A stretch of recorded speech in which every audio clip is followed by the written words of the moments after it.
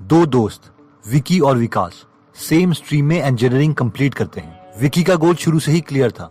उसे अपने कॉलेज में आ रही सबसे बड़ी कंपनी में प्लेसमेंट चाहिए ताकि उसे अच्छा पैकेज मिले, और क्योंकि दोनों शार्प माइंड के थे इसलिए विकी को जॉब मिल भी जाती है इन्फोसिस 6 लाख पर एनम की सैलरी पर। अब उसे पता है कि कॉर्पोरेट जॉब में पैसे कमाने का एक ही तरीका है, switch and ask for more, यानी थोड़े साल काम करके कंपनीज चेंज करते रहो और नई कंपनी को पुरानी सैलरी स्लिप दिखा के हाइक मांगो।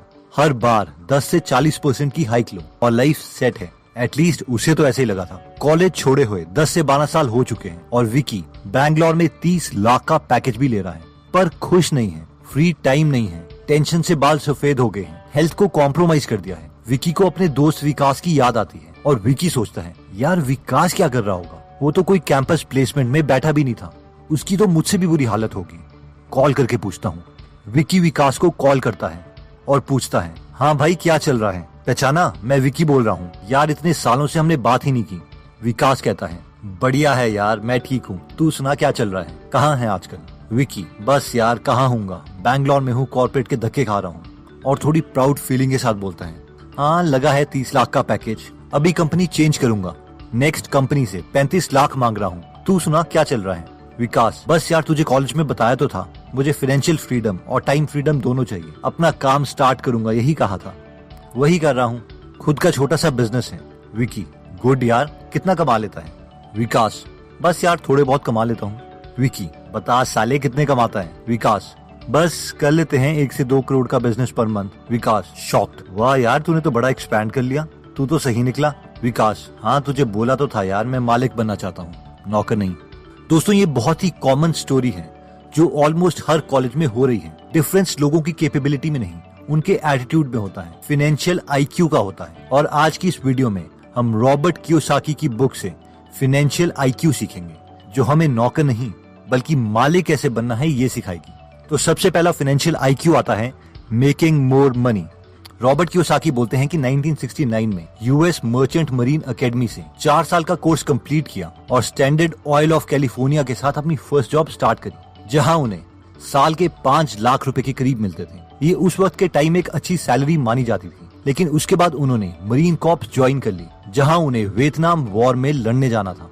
उस वक्त उनके सारे दोस्त वॉर में नहीं जाना चाहते थे, लेकिन उन्हें लगा कि उन्हें अपने देश के लिए कुछ करना चाहिए। लेकिन मरीन कॉर्प्स ज्वाइन करने के लिए उन्हें एक पे कट लेना पड़ा और एक मरीन कॉर्प को साल के सिर्फ 25,000 रुपए मिलते थे। 5 साल मरीन कॉर्प ज्वाइन करने के बाद वो दोबारा से सिविलियन बन गए और उनके सामने सबसे बड़ा चैलेंज फाइनेंशियल आईक्यू नंबर 1 बना, यानी मेकिंग मोर मनी, ज्यादा पैसे कमाने का चैलेंज। रॉबर्ट कहते हैं कि मैंने दोबारा से स्टैंडर्ड ऑयल कंपनी ज्वाइन करने के बजाय एक और पे कट लिया और ज़ेरॉक्स कंपनी ज्वाइन कर ली, जहां मुझे सिर्फ 720 रुपए पर मंथ मिलते थे। मेरी फैमिली को लगा कि वॉर के बाद मेरा दिमाग खराब हो गया है, इतनी कम सैलरी में मैं काम कैसे कर सकता हूँ। लेकिन मुझे पता था कि अगर मुझे अमीर बनना है तो मुझे बिजनेस करना पड़ेगा, जॉब नहीं। और एक बिजनेसमैन को सेल्स की स्किल्स में अच्छा होना बहुत इंपॉर्टेंट है। रॉबर्ट बोलते हैं कि मुझे पता था कि मैं बहुत शर्मीला हूँ और सेल्स में मुझे अच्छा होना ही पड़ेगा, और इसीलिए ज़ेरॉक्स कंपनी में मैंने सेल्स की जॉब स्टार्ट कर ली थी।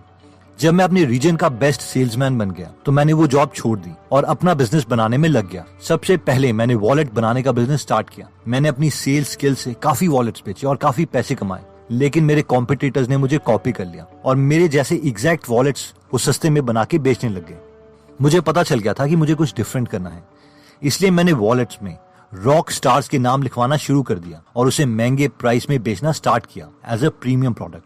इसके लिए मैंने लाइसेंस भी लिया था। इसके बावजूद ये आइडिया फिर कॉपी हो गया और मेरा बिजनेस फिर लॉस में चला गया। मैंने इन लोगों के खिलाफ केसेस भी किए, लेकिन मैंने रियलाइज किया कि मैं ही लॉस में जा रहा हूँ और मेरा वकील जो मेरे लिए केस लड़ता है वो अमीर हो रहा है। वो कहावत है ना कि अगर तुम अपने दुश्मन को हरा नहीं सकते तो उन्हें ज्वाइन कर लो। मैंने भी वही किया। मैं उन लोगों के साथ मिल गया और उन्हें अपने वॉलेट बनाने को कहे, जिसकी वजह से मेरे वॉलेट के प्राइस और कम हो गए। और मैं सेल्स में तो अच्छा था ही, इसलिए मैंने काफी वॉलेट्स बेचे और खूब पैसे कमाए और मैं अपने financial IQ number 1 making more money में अच्छा हो गया। फाइनेंशियल आईक्यू नंबर 2 आता है प्रोटेक्टिंग योर मनी। ये बहुत ही इंपॉर्टेंट फाइनेंशियल आईक्यू है जो मैक्सिमम लोग फॉलो नहीं करते। 3 लोगों की सिचुएशन को इमेजिन करो। सिचुएशन नंबर 1, संदीप साल के 10 लाख रुपए कमाता है, लेकिन 30% टैक्स गवर्नमेंट को दे देता है और उसके पास साल के 7 लाख रुपए बचते हैं। सिचुएशन नंबर 2, विकी भी साल के 10 लाख रुपए कमाता है, लेकिन वो गवर्नमेंट को 15% टैक्स में देता है लीगली, इसलिए उसके पास 8.5 लाख रुपीस बचते हैं। सिचुएशन नंबर 3, कुलदीप भी साल के 10 लाख रुपए ही कमा रहा है, लेकिन वो गवर्नमेंट को 0% टैक्स देता है लीगली, इसलिए उसके पास पूरे 10 लाख बनते हैं। तीनों ने मेहनत बराबर करी, पैसे भी इक्वल कमाए, लेकिन आपकी नजरों में फाइनेंशियल आईक्यू किसका ज्यादा अच्छा होता है? ऑब्वियसली कुलदीप का, क्योंकि वो अपने पैसों को प्रोटेक्ट करना जानता है। अब हम में से कई लोगों को ये बहुत अजीब सा आइडिया लगेगा कि यार एक सिविलाइज्ड सोसाइटी में हमारा फर्ज बनता है कि हमें टैक्स देना चाहिए, बट रॉबर्ट इसके लिए एक कहानी बताते हैं। एक बार एक सोशलिस्ट फार्मर के पास आता है और उसे सोशलिस्ट पार्टी ज्वाइन करने के लिए कहता है। फार्मर कहता है कि यार ये सोशलिस्ट कौन होते हैं, कोई एग्जाम्पल तो दो। इस पर वो सोशलिस्ट बोलते हैं, यार देखो, अगर तुम्हारे पास गाय है तो पूरे गाय वालों को वो दूध इक्वल बटेगा, इसे हम कहते हैं अपनी वेल्थ शेयर करना। वैसे ही अगर तुम्हारे पास शीप है तो सभी गांव वालों को वूल मिलेगी। फार्मर खुश होता है और बोलता है, यार ये इक्वालिटी वाला आइडिया तो बहुत अच्छा है, सोशलिज्म तो अच्छा लग रहा है। फिर वो सोशलिस्ट फार्मर को बोलता है, अगर तुम्हारे पास मुर्गी होगी तो उसके अंडे भी सब शेयर करेंगे। इस पर फार्मर को गुस्सा आ जाता है, वो बोलता है, निकल जाए यहाँ से, मुझे नहीं कोई सोशलिस्ट बनना। इस पर वो सोशलिस्ट बोलता है, गाय के दूध और शीप की कॉटन को शेयर करने के लिए तो तुम खुश थे। जिस पर फार्मर बोलता है, हाँ, क्योंकि मेरे पास गाय और शीप नहीं है, मेरे पास मुर्गियां बहुत हैं। Moral of the story is, share करने के लिए सब राजी हो जाएंगे, बट कंडीशन ये है कि उन्हें खुद से कुछ ना देना पड़े। और रियल वर्ल्ड में भी ऐसा ही होता है। ये सबसे टैक्स लेके सबके लिए काम करने का आइडिया तो अच्छा लगता है, पॉलिटिशियन को वोट भी बहुत मिलते हैं, लेकिन कोई भी अमीर अपनी वेल्थ शेयर नहीं करता और टैक्स कम ही देता है, क्योंकि टैक्स की बुक में 95% पेजेस हैं जिसमें टैक्स से बचने के मेथड्स बताए हैं और सिर्फ 5% पेजेस टैक्स देने के बारे में। इसलिए अपना फाइनेंशियल आईक्यू बढ़ाओ और कम टैक्स दो। अगर किसी कॉज के लिए डोनेट करना है तो उस कॉज में डायरेक्टली डोनेट करो। नेक्स्ट फाइनेंशियल आईक्यू 3 आता है बजटिंग योर मनी।